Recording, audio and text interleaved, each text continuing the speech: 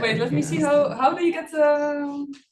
Perfect. The floor is yours. There's a key, a USB key that you insert in your Let me laptop, also... and make sure that it's turned on. How do you do the... Ah, that's nice. And then this is... Or the clicking you have to do with the... Cannot do the And key. if the USB stick has been recognized by your laptop, Okay, then well, I will do should- it. Okay. Hello, everybody. Sorry for the delay. I am Esther. I'm a PhD student at the... Is everything okay? Okay? Yes. Okay. I'm this PhD student at the University of Amsterdam. My promoters are Professor Jasper van Wezel and Erik van Heumen. And today I will be talking about one of the projects I've been doing, which is related to the charge-ordered phase of titanium deselenide. And it's also good to know that Professor Kai Rosnagel also has been involved in this project, who has provided us with the crystals. So the overview for what I would like to discuss today is here. So first I would like to recapitulate a little bit of charge density wave physics. I hope that a lot of you are aware, familiar with it, but still also how can you probe it experimentally and what can you learn about it. I want to have some recap. Then I will go about the charge density waves in titanium and selenide and why is it interesting to study this and what are the open questions. And then actually I will hopefully talk about two things that we found in our experiments, which are related to actually the high temperature phase that's above the phase transition to this charge ordered phase, and low temperatures, and that's mostly related to the symmetry of this low temperature state. So it relates to local charge order and chiral charge order. Okay, so yeah, what is charge density wave physics? Now, if we take our condensed matter to a long time ago, then we know that if we have a one-dimensional chain and we make a tight binding model at half filling, that we get a nice electronic band structure. But then already if we make it just a little bit more complicated and we introduce electron phonon coupling, then we can see that this is quite often not like the ground state of this material, for sure at specific temperatures. So if we introduce that and we make this strong, then we can see that this system spontaneously forms a charge density wave. And there are actually three very clear characteristics that are always in combination of a charge density wave. That is like, you have quite often like changes in your band structure, mostly like a gap opening at the Fermi surface. At the same time, like you have this kind of charge density wave, if you look to the charge density, and you have this distortion in your ionic lattice. It's very nice because we can actually measure this very well using experiments, all these effects that are related to the charge density wave. We can like cool certain metals down and we get this charge density wave. We see gaps opening at the Fermi surface. We see like this periodic charge density wave at using STM. And with X-ray diffraction, of course, we can probe the symmetries of the lattice. At the same time, we can also probe excitations that are related to this charge density wave. So optical spectroscopy, that's what I do, or that's what we do. You can like see like the emergence of new interband transitions that actually are related to the opening of a gap at the Fermi surface. Like phonons that can couple to light, they are also, of course, sensitive to the symmetry of the lattice, and we can see effects of that.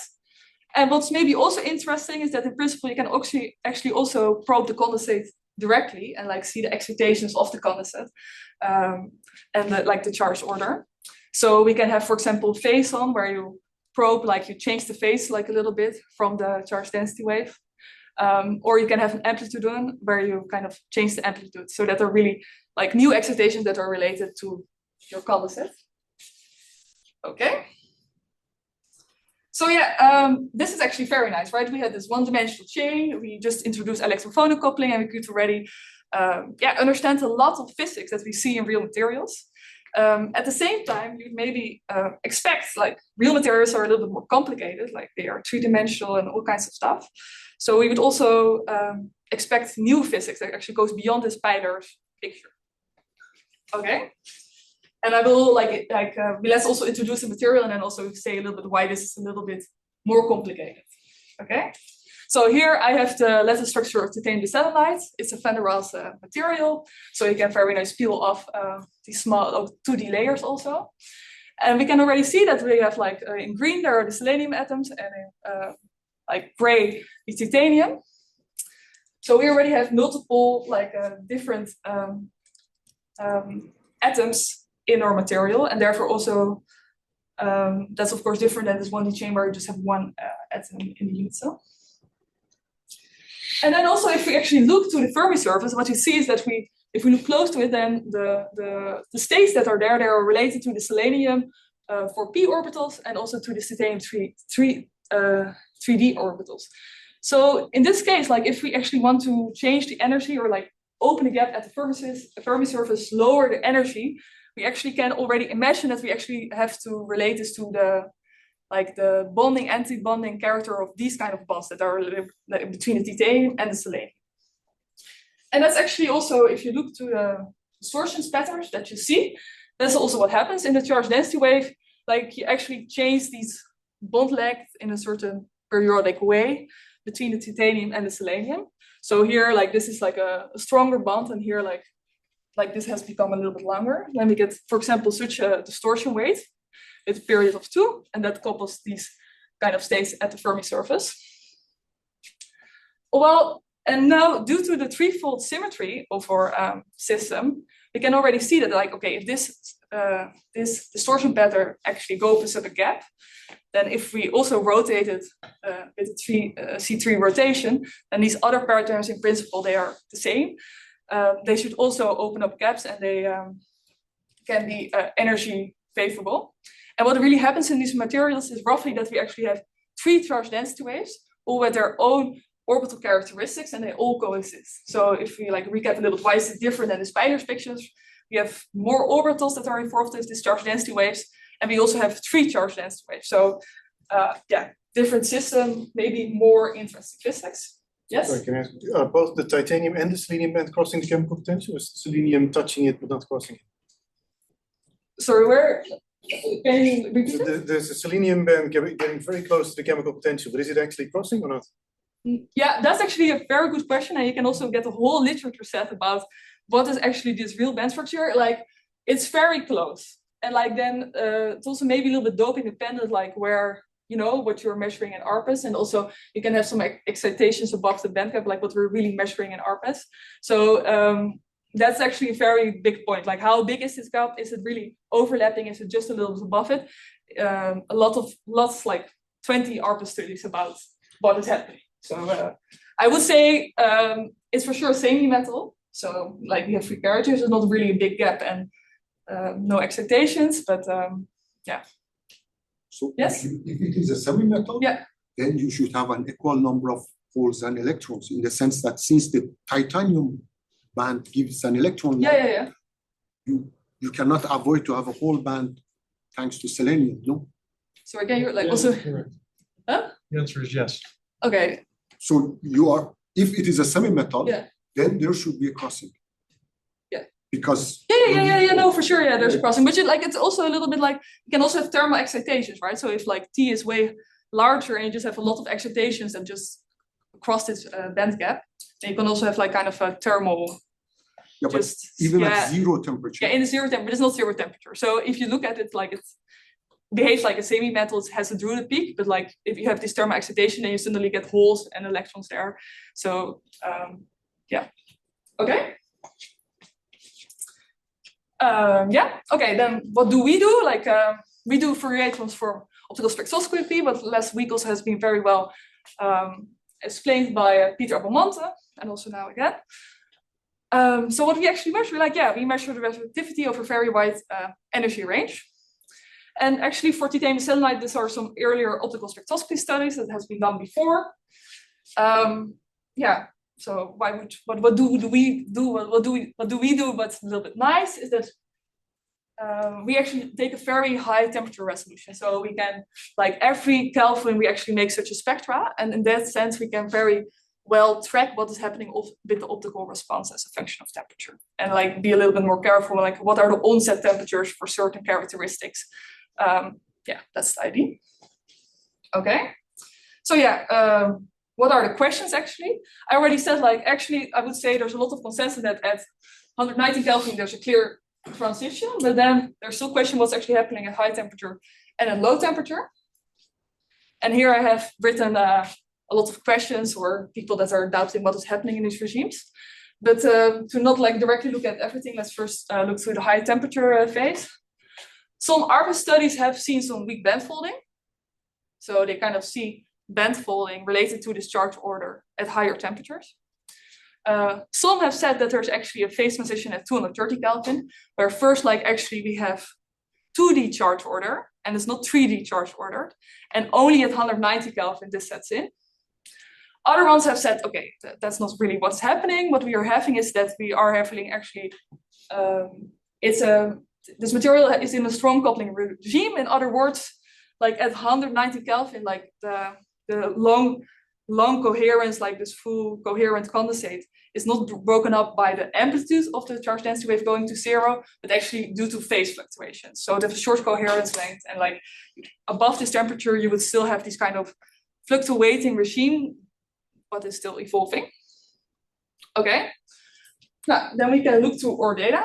So here is optical conductivity in a certain regime, and actually it's a very specific regime because it's this peak is related to kind of this, like, you know, the folding of the band and new interband transition. That's where this peak is related to. Okay. Now, then that's nice, like we can see it, it's there, like we can see it. But what is maybe also interesting is that if you like check the temperature dependence, then that if we look at 190 Kelvin, that's actually quite clear the phase transition of this material really to charge performance phase, is that we already indeed have this peak a little bit.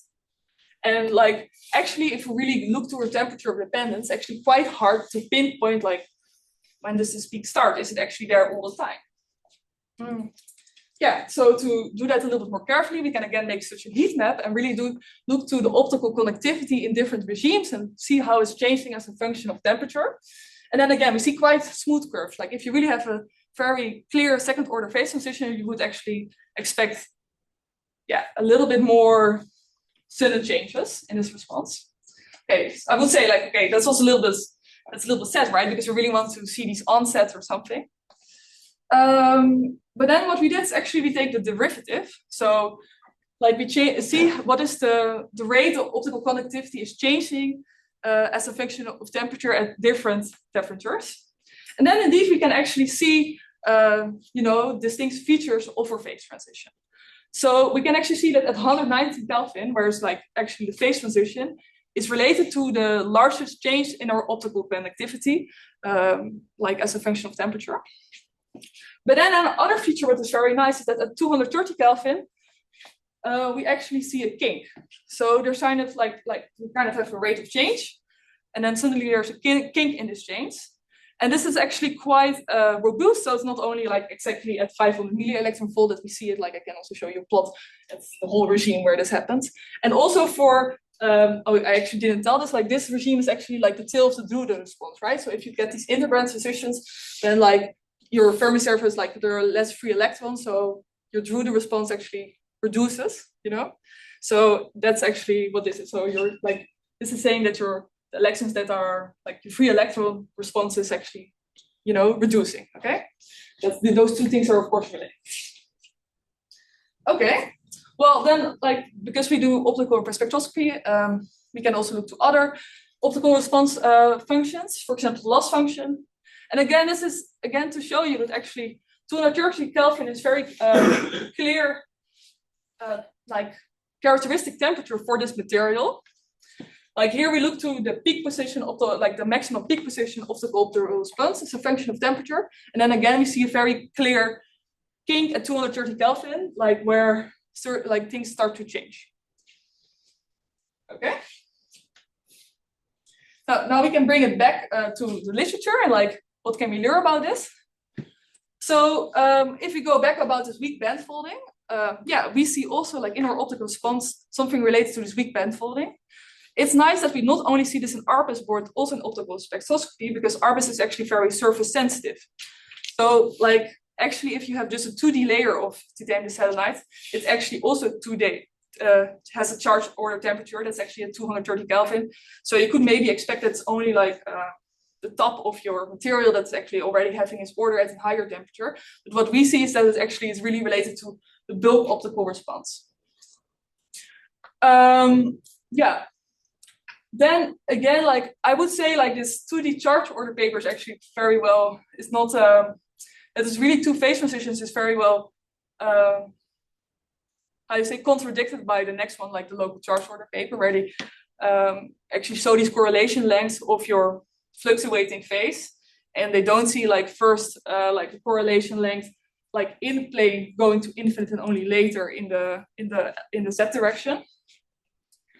So in that sense, that has been actually disproven. But what we do see, and what also they saw is like the 230 Kelvin was a very characteristic temperature of these materials. So that stays as a finding, and it's also actually in this local charge order picture where you just have like fluctuating domains and they grow as a function of temperature, but just exponentially. Yeah, that's not really described by this. Well, what you can maybe philosophize about, and like what's maybe still interesting, is that like if we look to this local charge order, they like this is kind of like the average length of these fluctuation domains as a function of temperature. Then we can see that like here we are at 400 Kelvin, 300 Kelvin, that like the correlation is actually over one unit cell. That means it has no 3D like set component actually in their charge order response. And only like below 250 Kelvin were we really extending, going above one unit cell and really having this 3D charge order, local charge order emerging.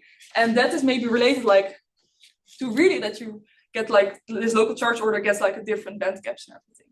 So I suppose like what is actually the conclusion that's a little bit in between these two stories. Like 230 Kelvin is still like a characteristic temperature for this material, but it really has to do that we have like a structure in this local charge order, how that's evolving as a function of temperature. Okay.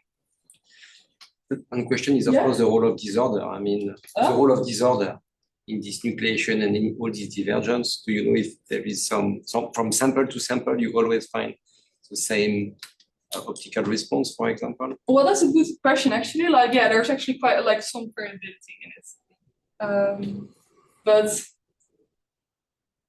yeah, but like, in which sense would you want to relate it? Like, well, I mean, disorder can just pin the charge order locally, and in function of the density of disorder, it can affect the divergence of this correlation function, for example. Yeah. So, but okay, this is just.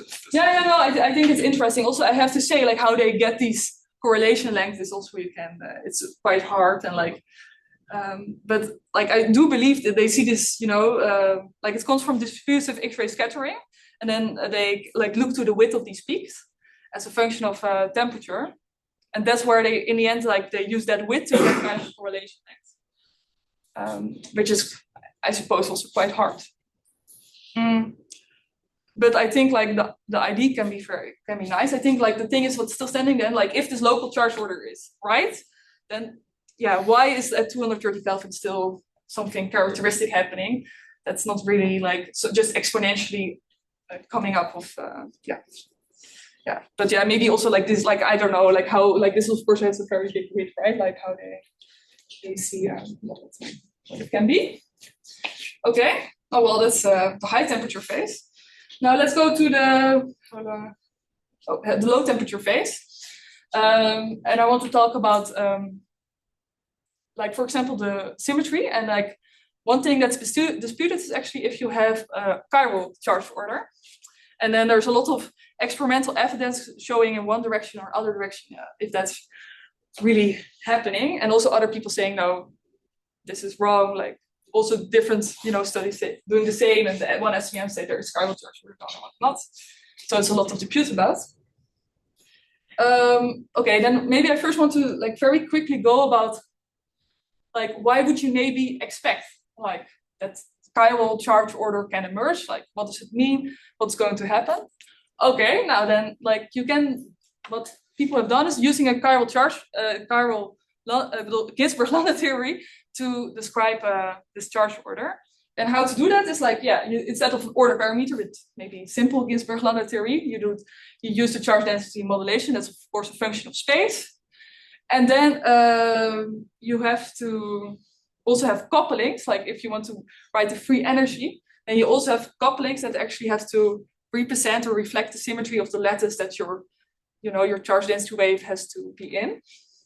And then you can like integrate over space, and then you can get the free energy of your charge density wave.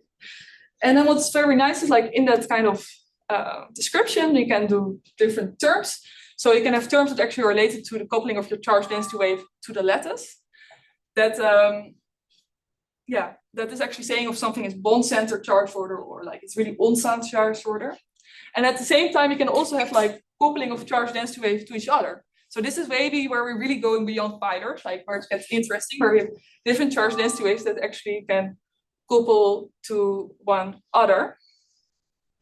And then if you take that into account, then you can see that if like you take this coupling, like you make that large, like at the start, like maybe the charge density waves, they don't feel each other and actually can very well just sit, like have their peaks of charge at the same atom. But if we then like increase their coupling, like which we maybe expect, right? Like they are waves of charge, so they can couple to one another.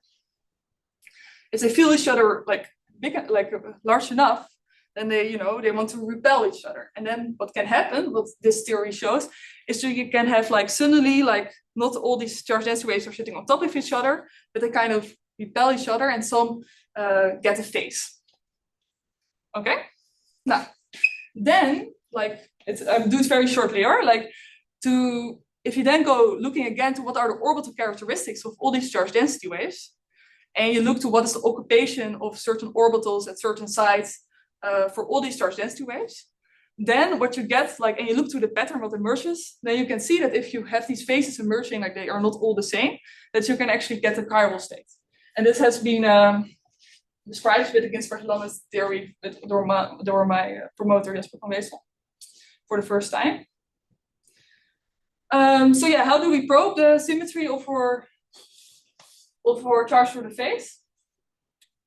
Now, what I already was saying, like what we can see are optical phonons, and they are very sensitive to the symmetry of our lattice.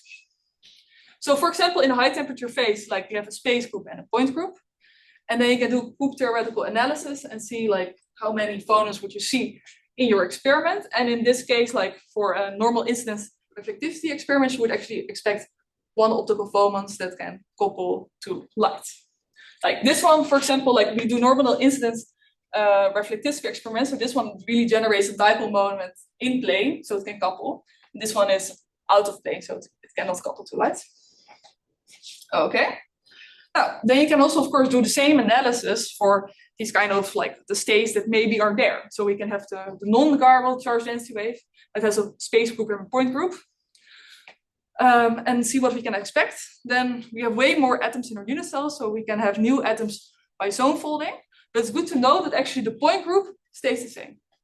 And for the chiral charge order space, like actually what we have is that both the space group and the point group are changing. And that means like the point group is actually very sensitive to the which like phonons are allowed in the experiments like that we see at QSOR. Like you can always write them as an irreducible representation of these groups. So in this case, like this is really different, and that one, the point groups are the same. Okay. Well, then we can look to our experiment, what happens. And then indeed what we see that is at high temperatures that we have one optical phone. Okay. But then what is nice, like if we go down in temperature, what we see is that we see this peak like actually splits. Like it has both these peaks roughly have the same spectral weight. And then they grow, they sharpen. Actually, their spectral weight is not changing that much, but that's what's happening as function of temperature. And at the same time, we get these new peaks. And these ones really like come from there's nothing, and they slowly grow and get spectral weight as we go lower in temperature. Okay? Well, and this is actually very nice. This hadn't been really seen that carefully before. Because what we actually claim is like, okay, this high temperature phonon, it splits. And then we can like indeed look like what everybody was saying in this like non-chiral charge density wave, like they said the point group actually stays the same. So in that case, it cannot split. So we can already like actually conclude that that one is not the right point group for a low temperature phase. Then we can see like, okay, what is then the right point group for charge, like for low temperature phase? And we can look to the subgroups that actually allow this AU mode to split. Now, then you get a certain amount of subgroups. Then we can see the subgroup that's actually related to the chiral charged ordered phase, but we see also quite some other ones that still have some symmetries. And then if you look to what is the symmetry that really has to be broken in this transition, and then you can see it is C3 symmetry, which is at least like showing like it's not this non-chiral charged ordered phase, something else is happening. What is happening? At least the splitting of threefold rotational symmetry. Okay, now this is again just a nice heat map of my of the data, where you really also nicely see that how the zone fold, like the zone fold is most slowly getting spectral weight. Okay, yeah. Now then we can also look more like in detail to these optical phonons. Let's start with the plot at the left, where we have I have plotted like we just drew the Lorentz fits to fit optical phonons, and then we look to the eigenfrequency of the mode, and this gray area is kind of the width of the peak. And then what we see is that we have one mode until this phase transition. And then what is very nice is also that we really see that it splits symmetrically, which is really something I suppose you would not per se expect for zone folding. Like you really have to distinguish, like, you know, zone folded mode from a splitted mode. But I would say like that you have a symmetric splitting is really something what you would not expect in this case. And then also if we look to the temperature dependence of their spectral weight, then we see, then we also very clearly see that they have different like temperature dependence, like how much oscillator strength they have. It's a little bit a complicated plot, so you just have to prove me, yes, believe me. But yeah, like these ones were like they really grow in spectral weight, like the phonons that were zone folded, that are like these two that you can still fit. You kind of just integrate spectral weight in certain areas where these phonons are. And then we really see them growing in spectral weight. Instead of like the normal phase phonons, they really are, you know, stable as a function of temperature. They just have the same spectral weight over the full range. And therefore, like it's also a nice way how to, you know, like see it as this one or that one. Like they really have a different temperature dependence. Why are they actually these zone folded modes like really growing so much in as a function of temperature? Maybe actually quite well explained by the charged phonon effect, where like you have a vibration. Normally, like their oscillator strength depends on like, you know, you just have ions and you have plus and a like they're plus and negative, and they are vibrating with respect to each other. Okay, that's just like, and then it depends on their ionic charge. But then if you have like some coupling to some other electronic transition that also has a dipole moment, and they couple to one another, then they kind of can gain dipole moment by this coupling and get like a larger dipole moment from this coupling. And in the case of a charge density wave, you can also have a vibration that can couple to this charge density wave. So this new, like this charge density wave is also kind of like just charge being displaced over, you know, a large lattice. And that one, like the zone folded phonons actually have the same symmetry as the charge density wave. Therefore, you can maybe expect that this charged phonon effect is actually very big for these vibrations. Okay, so that's actually quite nice. Also, like hasn't been measured like this that much before, like the difference. Yeah, and you can really distinguish the two things from each other. So yeah, conclusion. Yeah, like we can say new things about this high temperature phase that actually seems also be quite interesting and has some dynamics going on that go beyond pilars that are interesting. And at the low temperature, we can also say new things about the symmetry at the low temperature state. And what was nice also, for example, like just in the measurement sense, it's like, yeah, we had this very like high temperature resolution for optical spectroscopy. And if we wouldn't have had that, then it would have been very hard to actually distinguish like this zone folding effect by this like splitting effect. Because then what you see is just in optical conductivity, you see new peaks. And you're like, okay, like new peaks. I was expecting new peaks, but where are they coming from? And by this tracking, we could very carefully see this and like distinguish the one from the other. So in that sense, this was also a nice experiment to see these kind of things. Yeah, there are some things I didn't talk about, like that we or like questions that are still there that they didn't talk about, and or data can also still maybe say something about, which is like this excitonic insulator story that Peter Amamonte like has wrote a very nice paper about, and or data very well. You know, we can also plot loss functions and see where things are coming from. That is a very nice combination. And also this anomalous peak in the resistivity. Like there's also things we can say with the data, but yeah, if you're interested in that, please come to me and talk. And thank you so much for giving me this opportunity to talk and for you all to listen. That's very nice.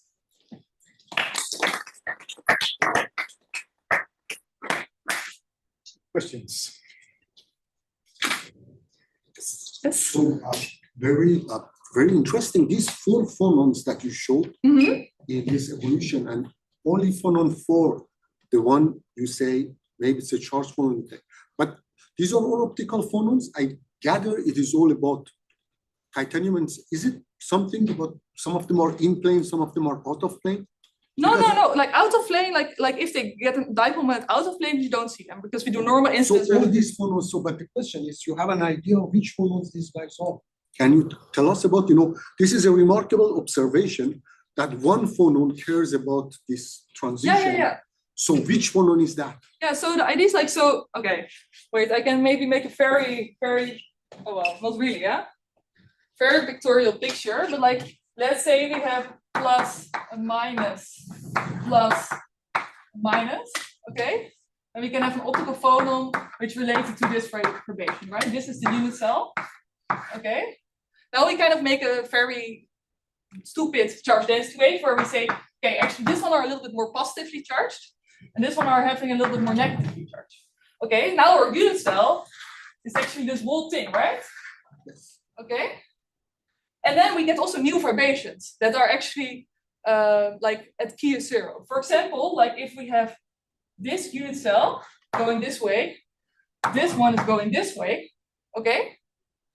You know, this is now like a vibration, a new vibration that can be optically active. I follow, but where is titanium and selenium here on your Well, picture? here nothing, but like what I wanted to say is that like now, like these are the new, like this is the supercell, right? So now we have like the supercell, you have your unit cell, then you have this phase transition. Yeah, but the phonons are vibrations. Optical phonons are vibrations between 2 neighboring atoms. Yeah. So which atoms are here? You have an idea which are. You have a normally somebody has calculated phonon dispersion. When you talk about the, your frequencies that you identify can be computed with some people who know what is it and which one is which one. Well, like this one, like the normal phase, that one is that one. But and all these vibrations, relate to normal phase units, like to a certain extent to normal phase unit cells, like vibrating with respect to each other. And now they can gain a dipole moment because like we have this new distortion pattern. I understand, but you see, TMDs, there are many TMDs, from niobium diselenide to others. Yeah. So your result is remarkable because, or does it happen everywhere?